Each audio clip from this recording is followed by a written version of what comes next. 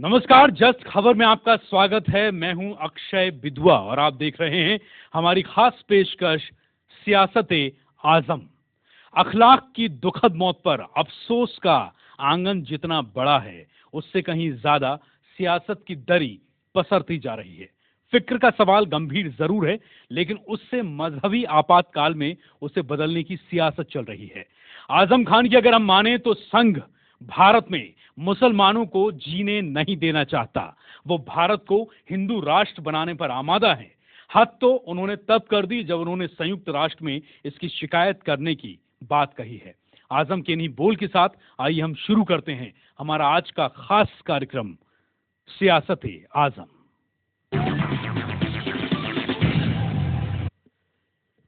तो आइए हम आपको एक रिपोर्ट दिखाएं, उसके पहले अपने मेहमानों से आपका तारुफ करा दें। मेरे साथ इस वक्त मदन सिंगला जी हैं, जो कि नेता बीजेपी हैं। आपको बहुत स्वागत है सर जस्ट खबर में। कुछ ही देर में मेरे साथ एक और मेहमान हमारे जुड़ेंगे और वो होंगे भरत शर्मा जी, वरिष्ठ पत्रकार। लेकिन उससे पहले आइए हम आपको एक रिपोर्ट दिखाते हैं। दादरी में अखलाक की हत्या और गौमांस पर उठे बवाल के बाद जमकर सियासत हो रही है, लेकिन आजम खान ने आज इस विवाद को नए मुकाम पर पहुंचा दिया है। आजम ने भारत में मुसलमानों पर घोर संकट का वक्त बताते हुए संयुक्त राष्ट्र में यूएन में शिकायत की बात कही है। उनका यह भी कहना है कि भारत में सीरिया और इराक जैसे हालात बनाए जा रहे हैं। आजम यही नहीं रुके, उन्होंने यहां तक कह दिया कि दादरी उन्हें बाबरी की याद दिलाती है।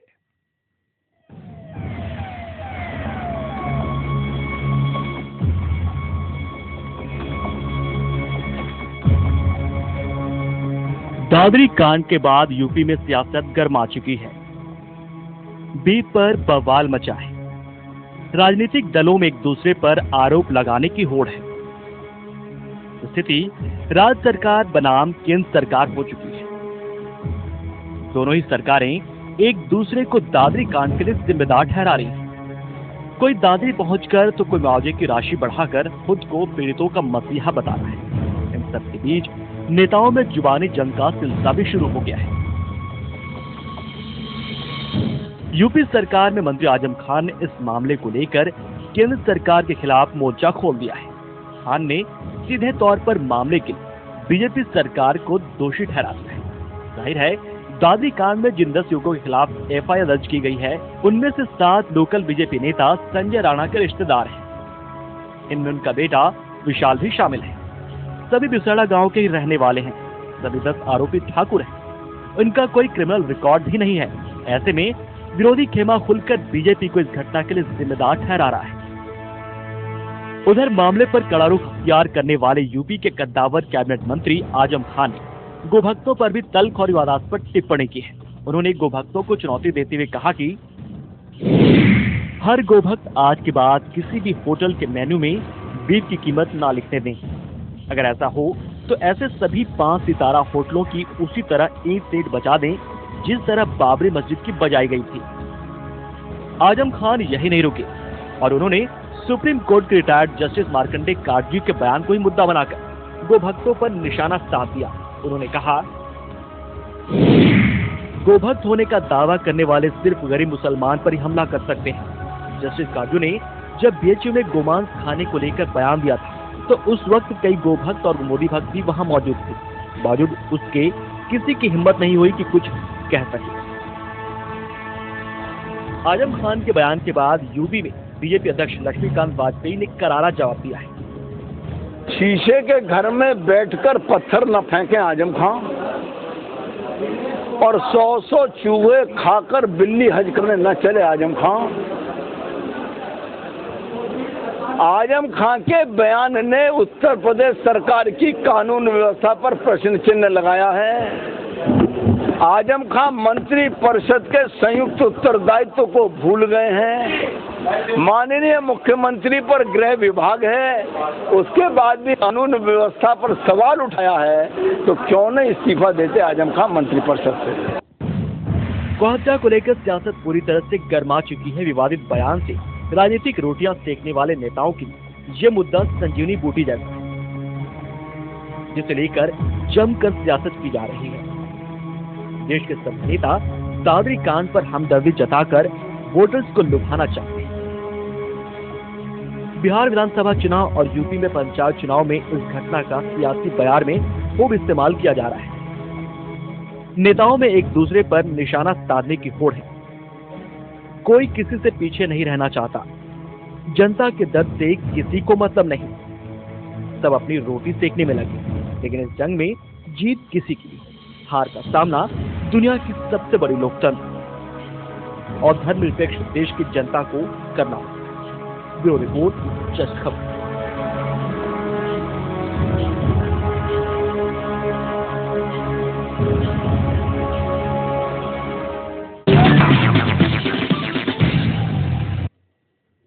तो ये मुद्दा पूरे देश में इस वक्त नेशनल मीडिया में छाया हुआ है। बात है सियासत की।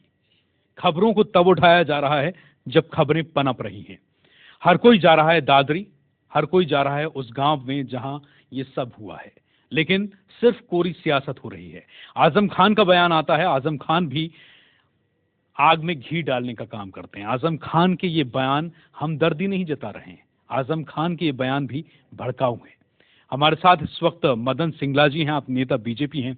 मदन जी, ये आजम खान अगर सामने आए, आप अगर आकर पीड़ित परिवार के लिए बात करते, आप देश में सांप्रदायिक सौहार्द की बात करते, आप इस वातावरण को, इस माहौल को अच्छा बनाने के लिए कुछ टिप्स देते, कुछ सुझाव देते, तो समझ में आता।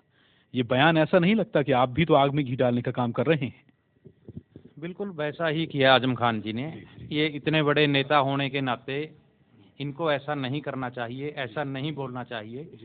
और गौ मास के लिए तो हमारे बीजेपी वाले क्या सभी हिंदू भाई ये चाहते हैं कि हिंदुस्तान के अंदर गौ मास के ऊपर बैन लगना चाहिए, गौ हत्या नहीं होनी चाहिए। तो आज जो इन्होंने बयान दिया बहुत ही भड़काऊ बयान है, राजनीतिक बयान है। ये हिंदू मुसलमानों को बांटने वाला बयान दिया इन्होंने, जो कि इनके मुंह से शोभा नहीं देता। ये इनको नहीं करना चाहिए। इनकी सरकार होते हुए एक दादरी के अंदर इतना एक कांड होता है, सिर्फ इन्हीं की सरकार है, इन्हीं का एरिया है, इन्हीं का राज है, फिर यही जाके वहाँ पे अपनी रोटियां सेकते हैं, राजनीति करते हैं। ये सरासर गलत है। इनको अपने बयान पे लगाम देना चाहिए, इनको माफ़ी मांगनी चाहिए।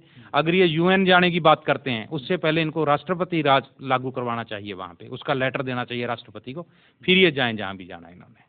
नहीं, पहली चीज तो ये कि ये मुद्दा क्या हुआ। अगर आपके देश का कोई मसला है, आप अपने देश का मसला उठा रहे हैं, हम देश में बात कर रहे हैं, हमारे देश का मामला है, इस बात को विदेश में ले जाने का क्या मतलब है? यूएन जाने का क्या मतलब है? ये कौन सी परंपरा है? ये कौन सी चिढ़ है? ये कौन सा गुस्सा है? ये कौन सी प्रतिद्वंदिता है? क्या है ये?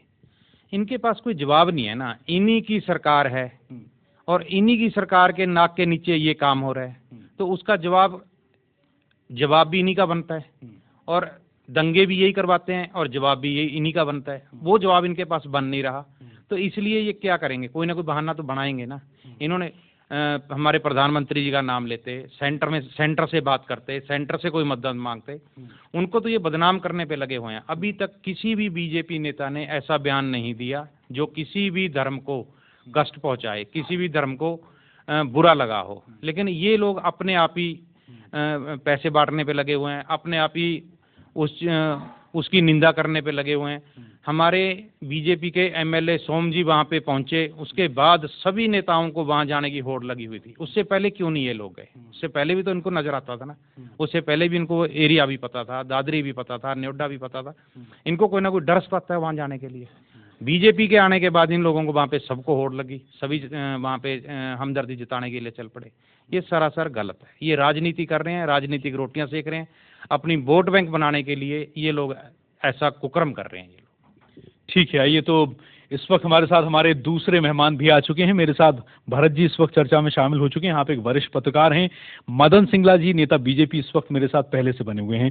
भरत जी, आप अभी अभी इस चर्चा में शामिल हुए हैं। सवाल सबसे बड़ा ये है कि आज आजम खान समाजवादी पार्टी के फायर ब्रांड नेता माने जाते हैं, हमेशा बहुत साफ और बड़े कठोर शब्दों का इस्तेमाल करते हैं। आज आजम खान जो बोले हैं, कुछ बयान है उनके, वो बयान आप ग्राफिक में देख पाएंगे हमारे दर्शक। हम बार बार स्क्रीन पर वो बयान भी चलाएंगे जो आजम खान ने कहा है। साथ ही हम आपको बीच में रिपोर्ट भी दिखाते रहेंगे। आजम खान जो कह रहे हैं आप ये देखिए एक बार, हिंदू राष्ट्र बनाने की साजिश हो रही है। दूसरा बाबरी कांड बता दिया है दादरी को। बीफ बेचने वाले होटलों में इन होटलों को तोड़ा जाए जैसे बाबरी मस्जिद तोड़ी गई थी। ये आजम खान के बयान हैं। दादरी कांड में अब तक 10 आरोपी गिरफ्तार हो चुके हैं, ये अपडेट है।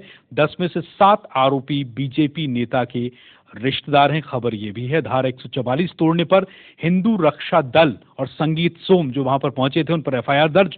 गोमांस पर खाने वालों के साथ ऐसा सलूक होना चाहिए। साध्वी प्राची के बयान पर भी समाजवादी पार्टी नेता ने पलटवार किया है। और साथ ही आपको बता दें कि इसमें सियासी बयान आ रहे हैं। भरत जी अब मेरे साथ आ चुके हैं। भरत जी, सवाल ये है कि दादरी में एक तरह का सियासी मेला लग चुका है, जमकर सियासत हो रही है। सियासत भी ऐसी कि जो जाता है वो दुखती रग पर हाथ रखता है लेकिन मरहम नहीं लगाता है। उस रग को लोग और दुखा रहे हैं। समाजवादी पार्टी के नेता हैं आजम खान, उत्तर प्रदेश में बड़ा कद है, मुस्लिमों के बड़े नेता हैं, बड़ी हक की बात करते हैं। लेकिन आज उनका जो बयान आया, उनके 3 बयान बड़े अहम हैं। इन बयानों को सुनकर मुझे बताइए कि इनका मतलब क्या निकाला जाए। एक तो आजम खान ये कहते हैं कि इस मुद्दे को वो यूएन में उठाएंगे, यूएन लेकर जाएंगे। दूसरा, वो ये कहते हैं कि अगर गौ भक्त हमला करते हैं अपनी बातों से या अपने हाथों से तो वो हमेशा कमजोर मुसलमान को दबाते हैं। मार्कंडे काटजू के बनारस हिंदू विश्वविद्यालय में जब उन्होंने जो गौमांस खाने पर बयान दिया था, बीफ खाने पर, तो इस पर पलटवार करते हुए आजम खान ने ये दूसरा बयान दिया। तीसरी बात वो ये कहते हैं कि इसको वो यूएन में उठाएंगे। बाबरी मस्जिद जैसा हाल उन होटलों का किया जाए जिन 5 स्टार होटलों में बीफ बेचा जाता है।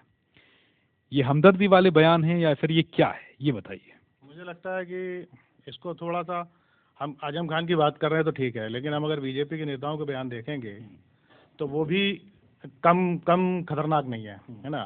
साध्वी प्राची जिस टाइप का स्टेटमेंट दे रही हैं कि गौमांस खाने वालों के साथ यही होना चाहिए, संगीत सोम जाके वो जिस तरीके का बयान दिए, क्या ये कम भड़काऊ बयान है?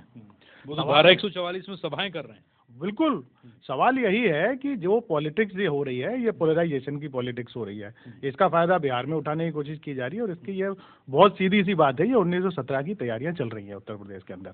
जो मुजफ्फरनगर में हुआ उसका फायदा दो, इसे पिछले इलेक्शन में बीजेपी ने उठाया, जो अब होगा उसका फायदा अब उठाएगी। देखिए, इसमें बहुत सीधा सा है। मैं आज इस पे मैंने एक डिस्पैच भी लिखा हुआ है। मुजफ्फरनगर और ये दादरी में बड़ी समानताएं हैं। मुजफ्फरनगर में जिन दो कम्युनिटी, मतलब जाटों की जो 2 खापें हैं, है ना, वो एक है बालियान खाप, दूसरी है गुठवाला खाप। गुठवाला खाप मलिकों की है। मलिकों के नेता उमेश मलिक हैं, बालियानों के नेता संजीव बालियान हैं। जो दंगा हुआ वो उमेश मलिक के गांव में हुआ, संजीव बालियान के गांव में हुआ, और उससे लगे हुए 9 गांव में हुआ। ठीक है, इधर आप देखिए, ये जो लोग हैं ये सिसोदियां हैं, ठाकुर हैं, इनके 60 गांव हैं। तोमर हैं, उनके 84 गांव हैं। फिर यही तोमरों के गांव आप देखिए तो पूरे यहाँ से लेके खुर्जा, बुलंदशहर और पूरा बदायूं तक चले जाते हैं तोमरों के गांव। तो ये पूरा जो असल में उत्तर प्रदेश को हमको इस तरीके से समझने की जरूरत है कि उत्तर प्रदेश में 3 बड़े वो हैं गठबंधन, है ना। वहाँ पर जाटों का और मुसलमानों का बहुत तगड़ा गठबंधन रहा है हमेशा से।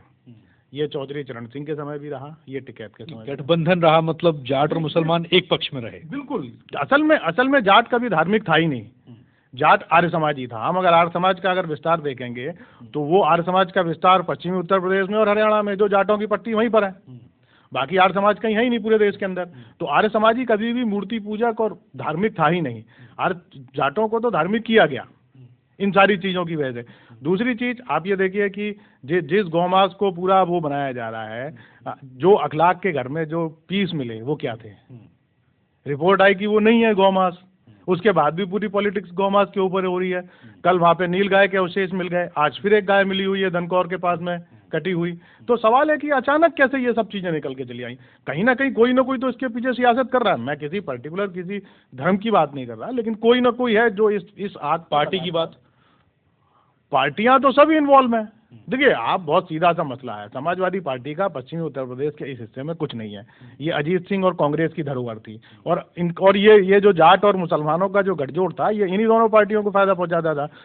हम देखे हैं कि लोकसभा चुनाव में मुलायम सिंह ने फायदा उठाया, वो लोकसभा चुनाव में भाजपा ने फायदा उठाया, उसके बाद जितने बाई इलेक्शन। तो आप ये कहना चाह रहे हैं कि ये जो इलाका है ये डायरेक्टली कांग्रेस की धरोहर है, कांग्रेस से इन्फ्लुएंस ये इलाका है, और कांग्रेस की सत्ता ना भी प्रदेश में है ना केंद्र में। कांग्रेस अकेला नहीं, ये अजीत सिंह और कांग्रेस दोनों की धरोहर थी। हम देखेंगे जितने भी इलेक्शन जो होते थे इन दोनों, हमारे जो राजनीति के जानकार लोग हैं वो भरत जी के इस बयान का मतलब निकाल सकते हैं। हाँ बिल्कुल बिल्कुल बिल्कुल मतलब निकाल सकते हैं। और इसीलिए मैं ये बात कह रहा हूँ कि ये जो पूरा जो चल रहा है ना भाई, अजीत सिंह मुलायम सिंह का यहाँ पे कुछ था ही नहीं। मैं वही बात कह रहा था कि आप बाई इलेक्शन उसके बाद जितने भी हुए आप देखिए सब में सपा जीत गई। तो ये जो टूटन जो हो रही है, सोसाइटी अगर टूटेगा तो उसमें फायदा तो किसी को होगा ना। तो मैं जो तीन जो बड़े गठजोड़ की बात कर रहा था, उसके बाद दलित मुसलमानों का गठजोड़ था तो बीएसपी के साथ था, यादव मुसलमानों का गठजोड़ है जो सपा के साथ है।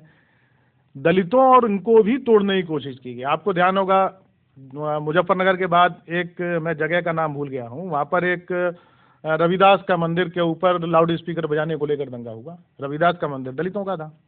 तो ये जो कोशिशें जो चल रही हैं ना, तो हमको ये बात समझना होगा कि इसके अल्टीमेटली सियासी फायदे किसके हैं। और मुझे लगता है कि भाई ठीक है, आप इस पे बोलना क्यों नहीं बंद कर देंगे। आप अगर बोलेंगे तो आजम खान भी बोलेंगे, आजम खान को भी बंद करना चाहिए, इन लोगों को भी बंद करना चाहिए, क्योंकि अल्टीमेटली देखिए पोलराइजेशन दोनों ही करेंगे।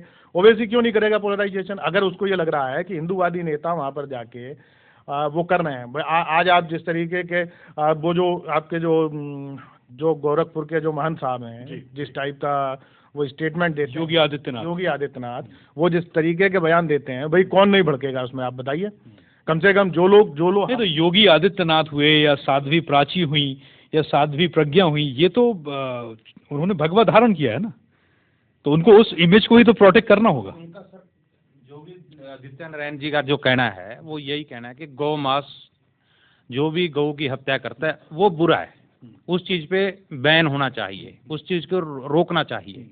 और जबकि हमारे अभी आपने कहा कि 2-3 जगह पे गौ मांस उसके बाद भी मिला, आप ही की वर्डिंग है कि 2-3 जगह गौ मांस अभी भी मिला, तो कहीं ना कहीं राजनीति देखो, बीजेपी के कोई भी चाहे वो साधु संत है, चाहे वो बीजेपी का नेता है, चाहे कोई वर्कर है, मुझे नहीं लगता कि गऊ को मार के कोई वहां जाके घेर के आया होगा। है तो वहीं लोकल लोगों का ही काम है, किसी ना किसी का। समाजवादी पार्टी ही ये काम करवा रही है, खुद दंगे करवाते हैं, खुद पैसे बांटते हैं, खुद अपना वोट बैंक बनाते हैं। ठीक है, ये सारा टोटल नहीं। लेकिन जैसा कि भरत जी का आप इशारा भी समझिए, भरत जी जो कह रहे हैं, भरत जी कह रहे हैं कि चौधरी अजित सिंह इस इलाके में काफी प्रभावी नेता रहे हैं, कांग्रेस इस इलाके में हमेशा सक्रिय रही है, ये इलाका अक्सर कांग्रेस को, अजीत सिंह को फायदा पहुंचाता रहा है। तो इसमें समाजवादी पार्टी साजिश करेगी या नहीं करेगी, ये अपने आप में एक जवाब है, क्योंकि समाजवादी जी। भाई साहब को सिर्फ एक बात का जवाब देना चाहता हूँ। आप एक बात बताइए, ईद के दौरान भागलपुर में दंगा हुआ, रांची में झड़प हुई, और उसी समय गुजरात में एक मंदिर के अंदर एक व्यक्ति, एक आरएसएस का कार्यकर्ता बुर्का पहन के गौमांस फेंकते हुए पकड़ा गया। आप ये बात कैसे कह सकते हैं कि मैं कोई वो नहीं। ये आप इस बात को समझिए, ये अगर हम ये भी कहते हैं कि कोई पार्टी नहीं कर रही है, लेकिन इस तरीके की परिस्थितियों का फायदा जो शरारती तत्व होते हैं, जो समाज विरोधी तत्व होते हैं, वो उसका फायदा उठाते हैं। और इसको आप हिंदू और मुसलमान से आप कैटेगराइज नहीं कर सकते। आप किसी पॉलिटिकल पार्टी के ऊपर आप ये ब्लेम नहीं कर सकते कि समाजवादी पार्टी करा रही है। मैं आपसे कह रहा हूँ, आरएसएस का कार्यकर्ता पकड़ा गया, उसके फेसबुक पे खूब फोटो आए, तो अब आप उसको क्या बोलिएगा? मैं क्या ये बोल दूं कि सारे आरएसएस वाले ये काम कर रहे हैं? ये नहीं बोला जा सकता ना। तो इस चीज को आपको समझने की कोशिश करना चाहिए कि शरारती जो तत्व हैं। मेरा मकसद कहने का ये है, जब 2014 में मुजफ्फरनगर दंगे हुए, हिंदू लोग मरे वहां पे, क्या किसी के घर में 45,000 रुपए का चेक गया वहां पे, किसी को मिला? मैं आपसे ठीक है, मैं आपसे एक बात पूछ रहा हूँ। समाजवादी पार्टी 45 लाख रुपए का चेक देती है, क्या बीजेपी के वहां पे बीजेपी के किसी भी नेता ने जाके कहा कि हम 2 लाख दे रहे हैं, 5 लाख दे रहे हैं, 10 लाख दे रहे हैं? क्या एक यहाँ पे मतलब एक आदमी की हत्या होती है, कोई 100-200 लोग इकट्ठे होके आते हैं, उसको मार के चले जाते हैं, तो 5-7-10 लोगों को बीजेपी से अटैच है या नहीं है, लेकिन नाम आ रहा है कि बीजेपी के ही रिश्तेदार हैं उनके किसी के, तो उनको उठा के बंद कर दिया जाता है। ठीक है ना, लेकिन उसको 45 लाख रुपए दिए जाते हैं।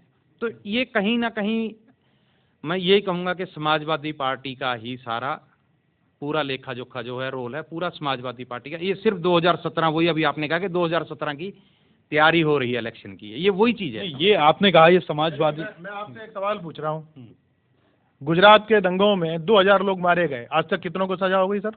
वहाँ पे तो बीजेपी की सरकार है, वहाँ तो समाजवादी पार्टी नहीं है। बीजेपी का कहाँ कहीं नहीं, आप मुझे एक आदमी को आप बता दीजिए जिसको सजा हुई। माया गुरनानी आज जमानत पे घूम रही हैं। जितने लोग थे उस दंगों में सारे के सारे पुलिस ऑफिसर्स को जमानत मिल गई नरेंद्र मोदी साहब के आने के बाद। ठीक है, माया गुरनानी तो दंगों के आरोपी होने के बाद मंत्री बनाई गई।